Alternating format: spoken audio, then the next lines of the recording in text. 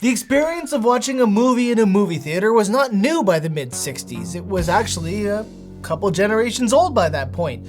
But it was time to build a new movie house in the West Island, the suburbs of Montreal. Somewhere that was more central to the West Island. Not so much in the tiny little village, but something that seemed a bit more central to the growing towns and cities that had emerged by the mid-1960s. Dollar des Ormeaux and Kirkland and a lot of Pierrefonds had been built up by that point. So when it came time to build a new movie theater, this is where it was going to go.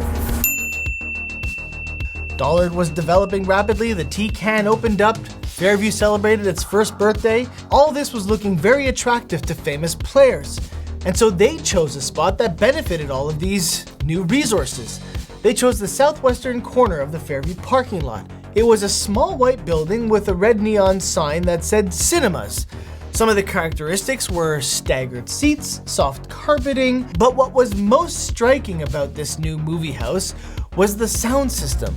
Loud and crystal clear. Up until the mid-1960s, the Lakeshore never had a movie house that played current movies. The Valois Country Club, the Pointe Claire Theatre in Pointe Claire Village, and the old Rex Theatre in Saint Anne de Bellevue, or even the Dorval Theatre when it opened in 1962. They played some new ones, but it wasn't completely just new films. This all changed in the late fall of 1966. So on October 8th, 1966, residents close and far alike were able to see one or both maiden films. In Fairview Cinema 1, Who's Afraid of Virginia Woolf, starring Elizabeth Taylor and Richard Burton, and in Fairview Cinema 2, Alfred Hitchcock's Torn Curtain, starring Paul Newman and Julie Andrews. Big names. And West Islanders from all over came to Fairview Cinema for 26 years. It's where many of our West Island brothers and sisters would see such classics as The Graduate or Bullet with Steve McQueen, Disney's Robin Hood, Spaceballs, Beetlejuice, and the one I mentioned in the previous video, Flight of the Navigator.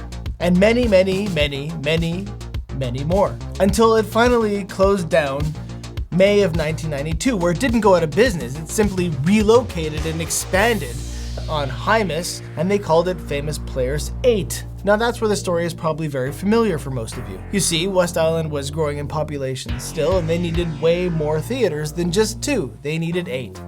And now they were able to run mostly all of the current films here in the West Island. But this is not an in memoriam for Famous Players 8. This is an in memoriam for Cinema Fairview 1 and 2. Because that's how it was advertised in the newspaper. You see? Here and here. It's like it was 2 movie theaters in one house. I'm rambling now. This is the end.